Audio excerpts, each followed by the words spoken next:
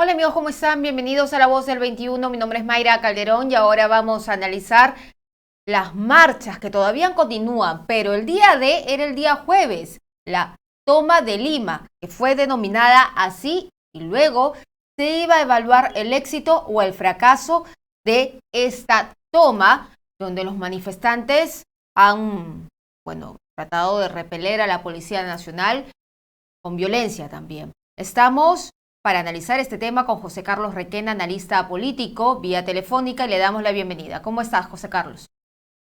¿Qué tal, Mayra? Buenas tardes, ¿cómo está?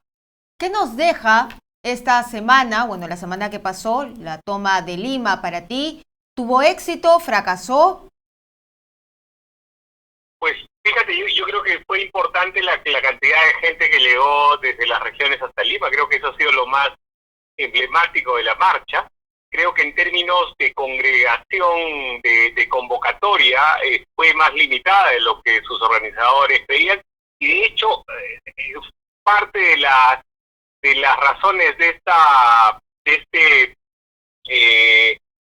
situación quizás tenga que ver precisamente con lo que te digo, que no había una organización como tal, ¿no? Recordemos, se habló en estos días de la marcha de los Cuatro Suyos, por ejemplo, y en ese entonces tuvo una especie de comando centralizado que esta vez no ha habido, ¿no? De hecho, en algunos momentos de la marcha se veía hasta tres grupos, uno permaneciendo en el centro, otro desplazándose hacia Miraflores y otro originándose en el mismo distrito capitalino, ¿no? Entonces, creo que esa falta de comando unitario ha confabulado para que la marcha no sea lo masiva que sus organizadores esperaban.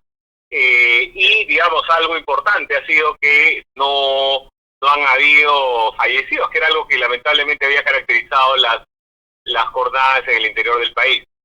¿Crees en ese sentido que Dina Boluarte tuvo un mejor manejo? Porque eso es lo que se ha criticado, ¿no? ¿Por qué en Lima sí hubo un buen manejo de la situación y por qué en provincias no se pudo? Sí, bueno, lamentablemente lo que estamos viendo es esta suerte de un trato diferenciado, ¿no? Algo que tampoco, digamos, que sí se ha dado en la intervención el fin de semana en San Marcos, que creo que ha tenido muchos flancos y muchas cosas que todavía se están aclarando y que dejan en una posición bastante incómoda al gobierno. De todas maneras, ¿tú crees que las marchas continúen? Bueno, en el interior no han parado, ¿no? De hecho, creo que con gran violencia, por ejemplo, la noche del domingo han concluido o han habido enfrentamientos en Yunguyo y en La Joya, en Arequipa. Entonces, mañana se ha convocado una marcha, vamos a ver si esta tiene una convocatoria siquiera cercana a lo que fue la convocatoria del jueves, que además terminó con este incendio a solo unos metros de la Plaza Martín, que creo que también fue una imagen muy, muy impactante. Pero las marchas, yo creo que por lo menos en el sur del país esto ha continuado y la situación está lejos de estar controlada, como la presidenta Boluarte lo expresó el jueves, ¿no? ¿Qué falta para ti para que esta situación sea controlada con tantos puntos por abordar? Estamos hablando del Puno, estamos hablando de Arequipa, estamos hablando de Apurímac, estamos hablando de Ica, donde también se están registrando bloqueos. ¿Qué falta?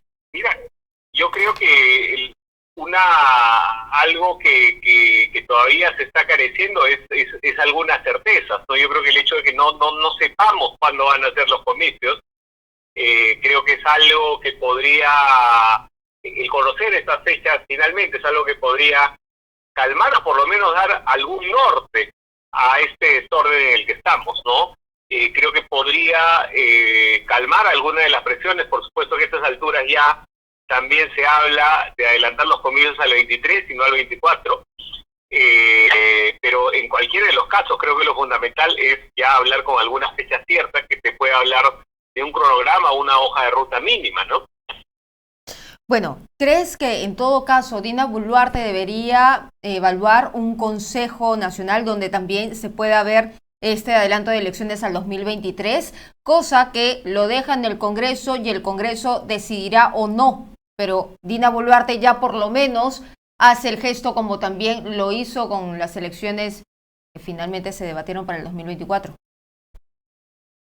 Si por Consejo Nacional te refieres a una convocatoria del Acuerdo Nacional, creo que este espacio lamentablemente ya está bastante desgastado.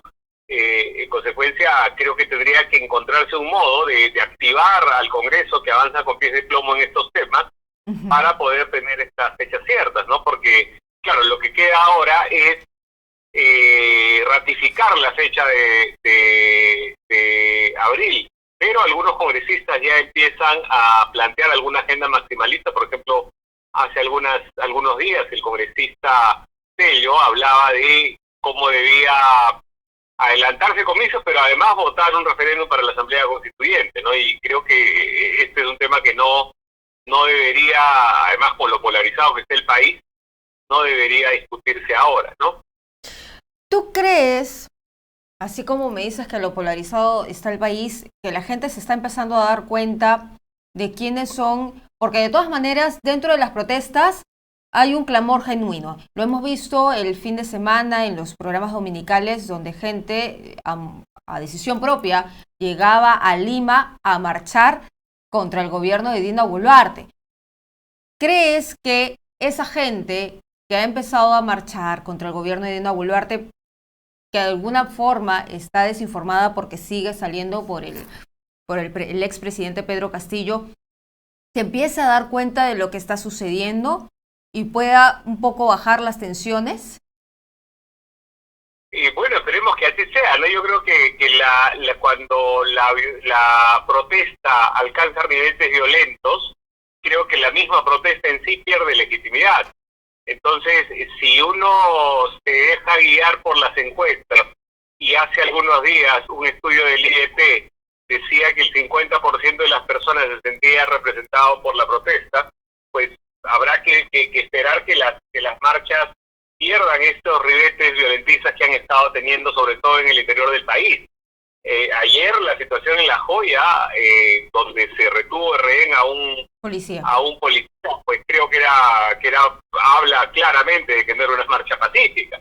Entonces, esperemos que así sea, porque creo que el diálogo al que muchos sectores están llamando, creo que empieza por deponer estas actitudes radicales y violentas. José Carlos, ya para finalizar, rapidito, porque sé que estás con el tiempo.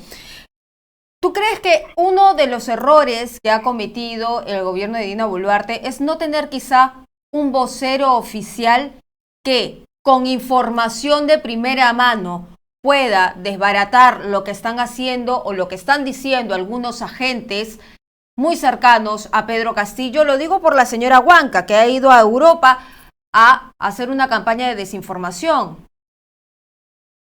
Bueno, sin duda en el frente internacional hay muchas cosas por mejorar, ¿no? La semana pasada, cuando se discutió el tema en la OEA, fue un vacío importante el ver que la canciller no esté ahí y más bien esté en Davos. O sea, yo creo que lo fundamental es que este gobierno se asuma como lo que es un gobierno de transición.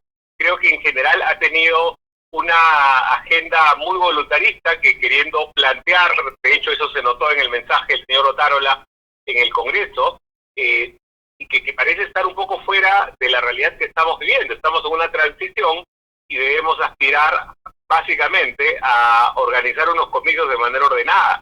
Lamentablemente la situación se ha desbordado de tal manera que eso parece una cuestión muy inalcanzable. Entonces tenemos que volver, creo, a ese frente, y efectivamente el frente internacional es algo donde es un espacio donde todavía tienen que mejorarse muchas cosas, ¿no?